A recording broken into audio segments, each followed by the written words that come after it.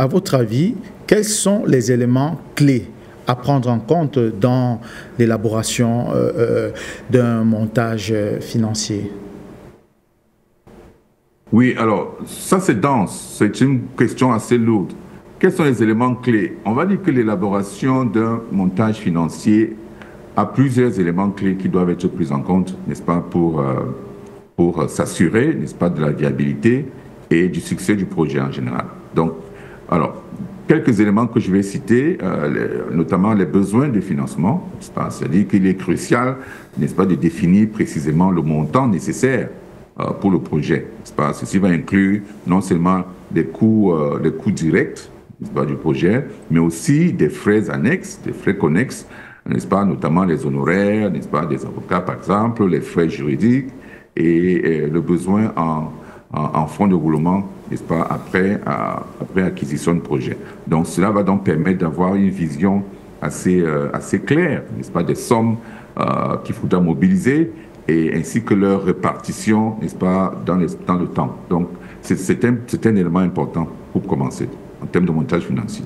Tu vas avoir le besoin. Donc il faut identifier quel est le montant dont on a besoin pour, n'est-ce pas, lancer ce projet-là. Ensuite, il y a la capacité d'endettement de l'entreprise. Alors, ici, il faut donc évaluer la capacité de l'entreprise à pouvoir supporter, n'est-ce pas, ou alors soutenir de nouvelles dettes, n'est-ce pas, en tenant compte de son niveau d'endettement, n'est-ce pas, présent et, n'est-ce pas, des ratios, n'est-ce pas, des ratios prudentiels, des ratios financiers de l'entreprise, ainsi que sa capacité à générer suffisamment de flux de trésorerie pour rembourser les emprunts. Parce que c'est ça qui va être le problème.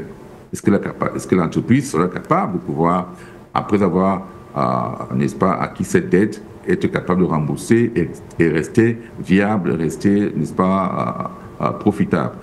Donc ça, c'est un élément également qu'il faut vérifier. Donc ensuite, il y a les garanties. Alors les actifs qui peuvent servir de garantie, n'est-ce pas, dans ce genre de situation, ce sont les actifs immobiliers, n'est-ce pas, des équipements, n'est-ce pas, des créances clients, etc.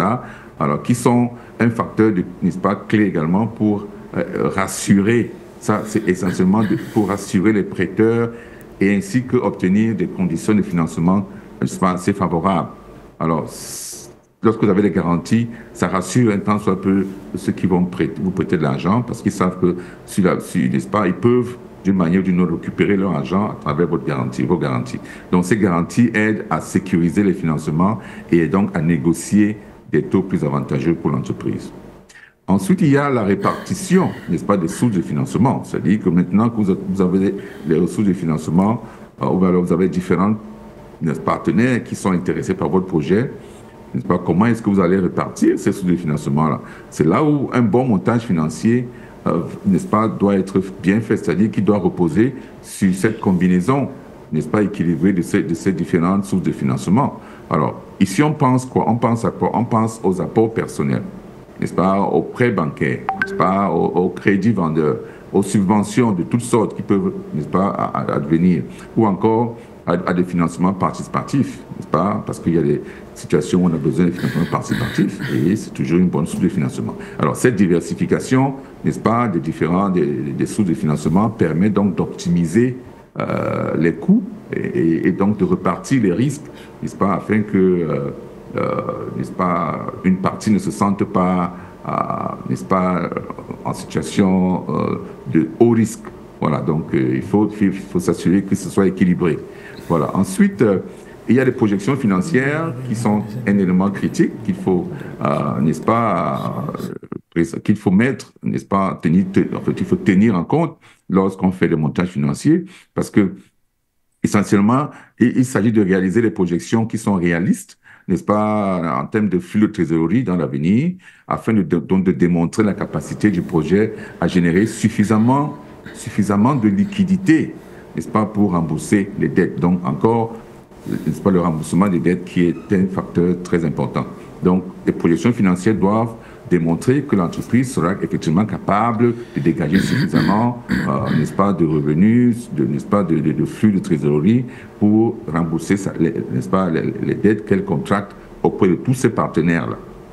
Voilà, donc enfin, on va parler des impacts, n'est-ce pas, fiscaux également. C'est-à-dire qu'il est important, n'est-ce pas, d'anticiper l'impact, n'est-ce pas, de montage financier sur l'état financier, n'est-ce pas, de l'entreprise, ainsi que sur la fiscalité, n'est-ce pas. Ce sont des aspects qui influencent directement la rentabilité du projet. Voilà, donc on peut encore parler d'un dernier point, notamment la flexibilité dans les montages financiers qui doivent être suffisamment flexibles pour s'adapter aux imprévus. Vous voyez, les situations imprévisibles arrivent parfois pendant, n'est-ce pas, la réalisation d'un projet, mais il faut tenir en compte déjà ces situations imprévisibles-là dans le cadre, dans votre montage financier. Sinon, vous risquez dans des situations compliquées lorsque ça va arriver. Voilà ce qu'on peut dire par rapport à votre question.